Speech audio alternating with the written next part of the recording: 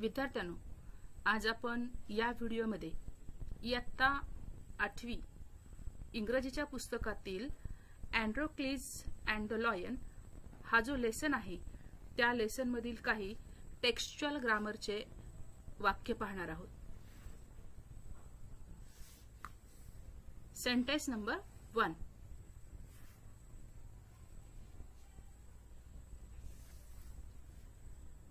The lion was in pain. Identify the subject and verb. या ठिकाणी आपल्याला वाक्यामधील कर्ता आणि क्रियापद ओळखायचे आहे। कर्ता म्हणजे जो व्यक्ती कृती करतो त्याला आपण कर्ता म्हणतो। इथे यातनेमध्ये कोण होता? सिंह होता, म्हणजे लायन होता, म्हणून इथे द लायन हा झाला कर्ता आणि वॉज हे झालं क्रियापद। होता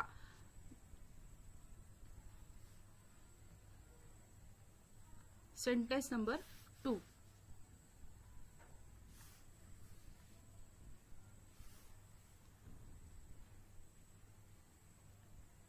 Androcles ran into the forest.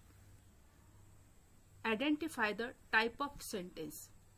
म्हणजे हे जे वाक्य आहे ते वाक्य कुठल्या प्रकारचं आहे हे आपल्याला इथे ओळखायचं आहे। या ठिकाणी आपल्या वाक्यामध्ये साधा वाक्य आहे की ज्या वाक्यामध्ये एक कर्ता, एक क्रियापद आणि ऑब्जेक्ट म्हणजे सब्जेक्ट वर्ब ऑब्जेक्ट असं साधी रचना असेल तर ते वाक्य होतं साधं, म्हणजेच असर्टिव्ह सेंटेन्स आपण त्याला म्हणतो। मराठीमध्ये आपण त्याला विधानात्मक वाक्य म्हणतो। ज्या वाक्यामध्ये सब्जेक्ट वर्ब ऑब्जेक्ट आलेले असतात त्याला आपण साधं वाक्य म्हणतो। हे वाक्य आहे सिंपल सेंटेन्स किंवा assertive sentence. Sentence number 3। Androcles was kind and he helped the lion. Underline the conjunction and separate the two clauses. आता आपल्याला या ठिकाणी सूचना काय दिली आहे की जे कंजंक्शन आहे त्याला अंडरलाइन करा आणि दोन सेपरेट जे क्लॉजेस आहेत ते सांगा किंवा ओळखा। त्याला इथे आपण सुरुवातीला कंजंक्शन कोणतं आहे या ठिकाणी तर अँड दोन क्लॉजेस इथे जोडलेले आहेत। पहिला आहे अँड्रोक्लीज वॉज काइंड, म्हणजे अँड्रोक्लीज हा दयाळू होता, आणि दुसरा आहे ही हेल्प द लायन, त्याने वाघाला मदत केली। हे दोन क्लॉजेस अँडनी जोडलेले आहेत। Sentence number 4। The lion did not roar, nor did it growl. Underline the conjunction and separate the two clauses. या ठिकाणी सुद्धा आपल्याला कंजंक्शनला अंडरलाइन करायचंय आणि दोन क्लॉजेस सांगायचे आहेत। या ठिकाणी हे जे वाक्य आहे ते निगेटिव्ह सेन्स आहे। वाघ गरजला पण नाही आणि तो गुरगुरलाही नाही। या ठिकाणी The lion did not roar हा एक क्लॉज होईल आणि he did not growl हा एक क्लॉज होईल। हा नॉर हे कंजंक्शन होईल।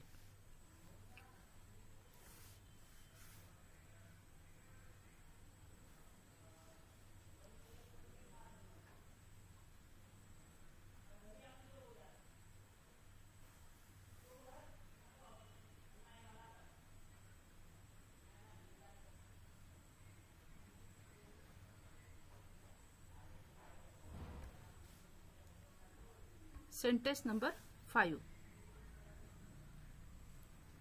When Androcles saw the lion, he was afraid. Identify main clause and subordinate clause.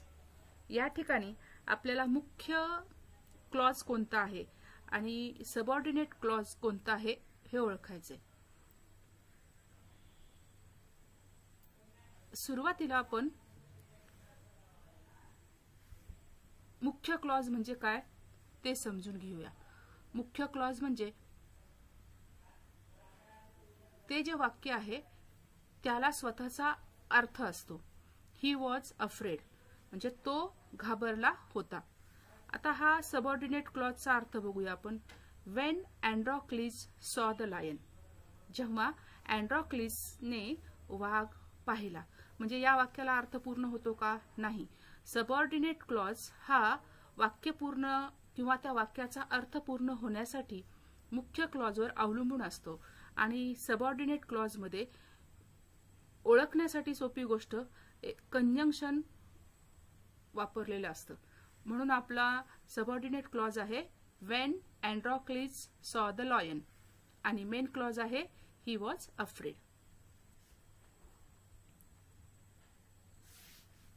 Sentence number 6. Although the lion was wild, it did not attack. Identify the main clause and subordinate clause. या ठिकाणी सुद्धा आपल्याला मुख्य वाक्य आणि उपवाक्य शोधायचे. आता आपण उपवाक्य शोधत असताना कंजंक्शन आहे का हे पाहूया. इथे कंजंक्शन आहे अल्दो, म्हणजे हे जे वाक्य आहे अल्दोचं हे झालं सबऑर्डिनेट क्लॉज. आणि इट डिड नॉट अटॅक हे जे वाक्य आहे ते झालं मेन क्लॉज. याचा अर्थ पाहूया आपण. इट डिड नॉट अटॅक म्हणजे त्याने हल्ला केला नाही, म्हणजे या वाक्याला पूर्ण अर्थ आहे आणि म्हणून हा झाला मेन क्लॉज. सबऑर्डिनेट क्लॉजचा अर्थ काय होतो इथे बघा. Although the lion was wild, जरी वाघ रानटी होता तरी, म्हणजे या वाक्याला पूर्ण अर्थ नाही, तो मुख्य क्लॉजवरती वाक्य पूर्ण किंवा अर्थ पूर्ण होण्यासाठी अवलंबून आहे.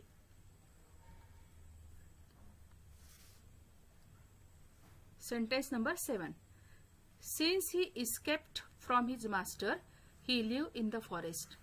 Identify the main clause and subordinate clause. या ठिकाणी कंजंक्शन सिन्स आहे म्हणजे पासून. मेन क्लॉजचा अर्थ काय होतो? ही लिव्ड इन द फॉरेस्ट, म्हणजे तो जंगलात राहू लागला, म्हणजे या वाक्याला पूर्ण अर्थ आहे, म्हणजे हा आपला झाला main clause. Since he escape from his master म्हणजे तो आपल्या मालकाकडून पळून गेल्यापासून, म्हणजे या वाक्याला पूर्ण अर्थ नाही, म्हणून हा झाला सबऑर्डिनेट क्लॉज. या ठिकाणी सिन्स हे कंजंक्शन आहे, त्यावरनं पण आपण ओळखू शकतो की ज्या क्लॉजला एखादं कंजंक्शन जोडलेलं असतं तो क्लॉज सबऑर्डिनेट होतो. Sentence number 8. Because the lion was in pain, it moaned softly. Identify subordinate clause and name it. या ठिकाणी सुद्धा आपल्याला सबऑर्डिनेट क्लॉज शोधून काढायचा आहे आणि तो कुठल्या प्रकारचा आहे त्याचं नाव लिहायचं आहे. या ठिकाणी आपण कंजंक्शन बिकॉज वापरलेला आहे. Because the lion was in pain, याचा अर्थ काय होतो? वाघाला वेदना होत असल्यामुळे तो काय करत होता? हळुवारपणे कणत होता. या ठिकाणी सबऑर्डिनेट क्लॉज आपल्या लक्षात आला, because the lion was in pain. आता या क्लॉजला आपल्याला नाव द्यायचे, नेम इट असं दिले. मग ज्या वेळेस इथे कारण दर्शवलेलं आहे म्हणून हा जो क्लॉज आहे तो ऍडवर्ब क्लॉज ऑफ रिझन आहे. Sentence number 9. If you touch the paw, the lion might roar. Identify the subordinate clause and name it. म्हणजे काय? या ठिकाणी if हे कंजंक्शन वापरले, म्हणजे हा क्लॉज हे जे वाक्य आहे if you touch the paw हे झालं सबऑर्डिनेट क्लॉज. आणि या ठिकाणी इफ वाक्याच्या अर्थावरून तुम्हाला समजेल, जर तू स्पर्श केलास तर लायन जोरात गर्जना देऊ शकेल असा त्याचा अर्थ आहे. म्हणजे इथे कंडिशन सांगितली आहे त्यांनी आणि म्हणून हा जो क्लॉज आहे तो ऍडवर्ब क्लॉज ऑफ कंडिशन आहे. Sentence number 10. The lion moaned in pain. Change the sentence into simple present and simple future tense. या ठिकाणी आपल्याला सूचना काळ बदलायची आहे. आपल्याला दिलेलं जे वाक्य आहे ते इथे दिलेल्या क्रियापदाचं दुसरं रूप आहे, म्हणजे दिलेलं वाक्य आपलं सिंपल पास्ट टेन्स मधलं आहे आणि आपल्याला इथे करायचं आहे प्रेझेंट आणि फ्युचर. आता सिंपल प्रेझेंट टेन्सचा विचार करत असताना इथे द लायन हा तृतीय पुरुषी कर्ता आहे आणि म्हणून आपण क्रियापदाला यस प्रत्यय लावणार आहोत. म्हणजेच आपलं वाक्य झालं द लायन मोन्स इन पेन, म्हणजे वाघ यातनेने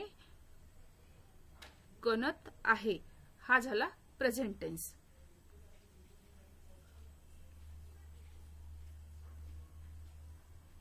त्यानंतर सिंपल फ्युचर टेन्स करूया. सिंपल फ्युचर टेन्स करत असताना आपण विल आणि क्रियापदाचं पहिलं रूप घेतो, हे लक्षात ठेवायला पाहिजे. या ठिकाणी द लायन विल मोन इन पेन म्हणजे काय, तर वाघ वेदनेने कणेल, भविष्यातली घटना आहे. Sentence number 11. Androcles helps the lion. Change the sentence into simple past and simple future tense. या ठिकाणी दिलेलं जे वाक्य आहे ते सिंपल प्रेझेंट टेन्स मधलं आहे. हे आपण कशावरून ओळखलं, क्रियापदाला यस प्रत्यय लावलेला आहे.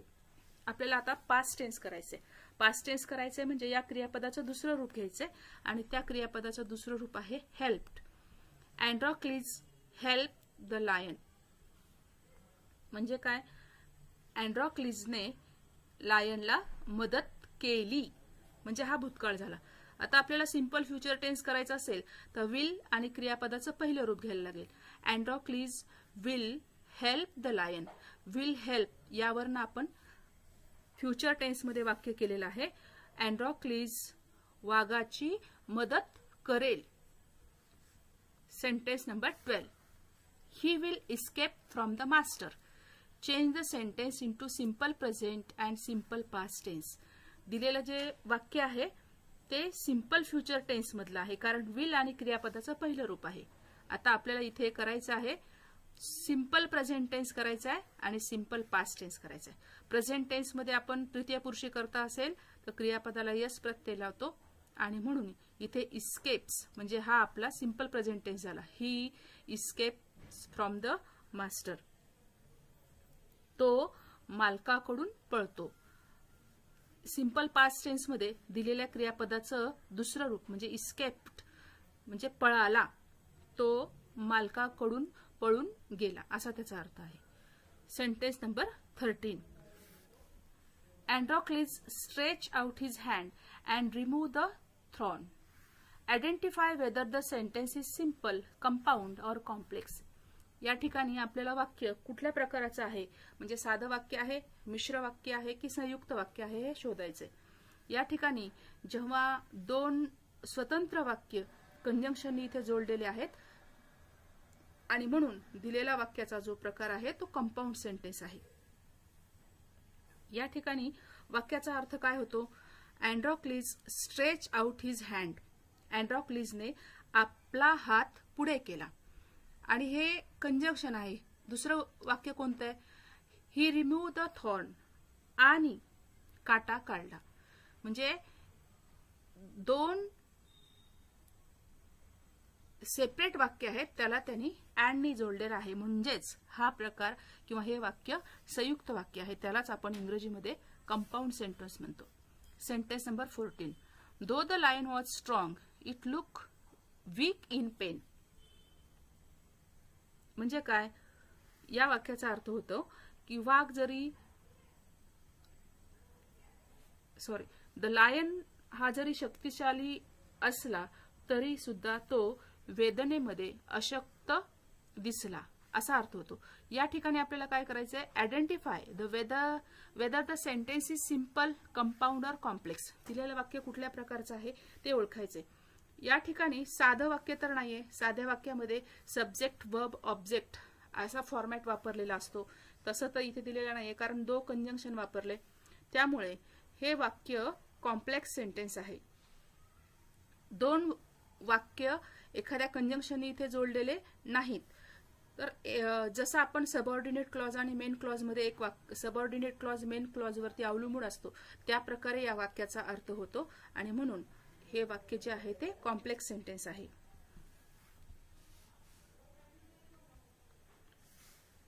Sentence number 15. He had no roof over his head. Pick out subject and predicate. या ठिकाणी आपल्याला सब्जेक्ट आणि प्रिडिकेट शोधून काढायचं. सब्जेक्ट म्हणजे कर्ता. कर्ता या ठिकाणी ही आहे आणि या ठिकाणी तुम्ही लक्षात ठेवायचं की ही याच्यानंतर जो व्हर्ब आलेला असतो त्या व्हर्बच्या समोरील जेवढं वाक्य आहे ते प्रिडिकेट असतं आणि म्हणून इथे had no roof over his head हा जो वाक्यातील भाग आहे त्याला आपण प्रिडिकेट असं म्हणतो. विद्यार्थ्यांनो, आपण या ठिकाणी अँड्रोक्लिस अँड द लायन या तुमच्या लेसन मधील जवळजवळ 15 वाक्य इथे ग्रामरचे पाहिलेले आहेत. विद्यार्थ्यांनो, हा जो व्हिडिओ आहे तो आपला पूर्ण ग्रामरवरती डिपेंड आहे. तुम्हाला हा व्हिडिओ कसा वाटला हे मला जरूर कॉमेंटमध्ये सांगा.